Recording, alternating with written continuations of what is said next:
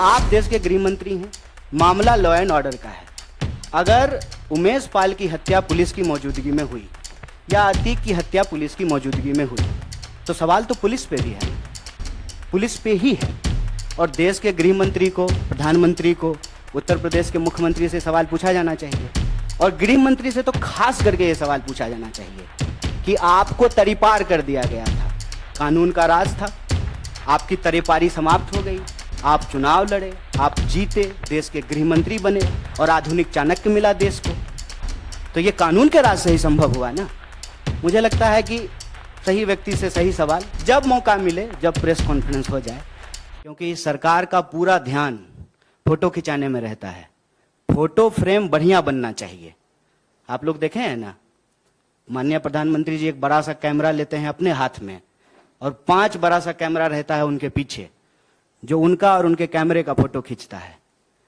देश में लोकतंत्र है कि नहीं है?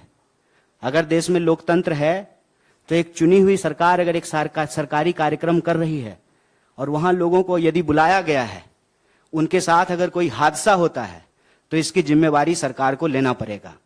भारतीय राष्ट्रीय कांग्रेस ने, महाराष्ट्र की यूनिट ने यह सवाल उठाया है कि यह गैर इरादतन हत्या का मामला है।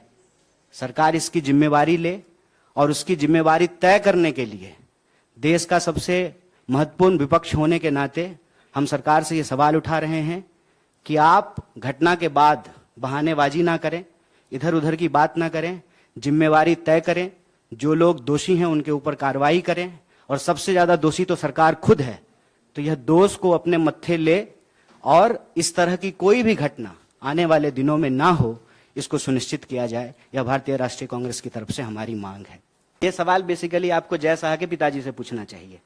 सिंपल एक लाइन में पूछना चाहिए कि आप देश के गृह मंत्री हैं, मामला लॉ एंड ऑर्डर का है।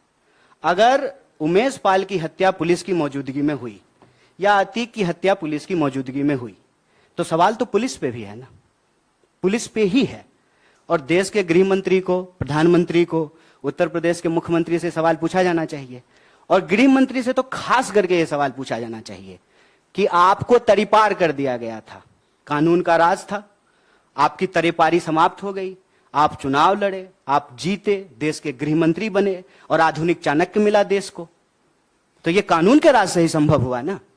मुझे लगता है कि सही व्यक्ति से सही सवाल जब मौका मिले, जब प्रेस कॉन्फ्रेंस हो जाए,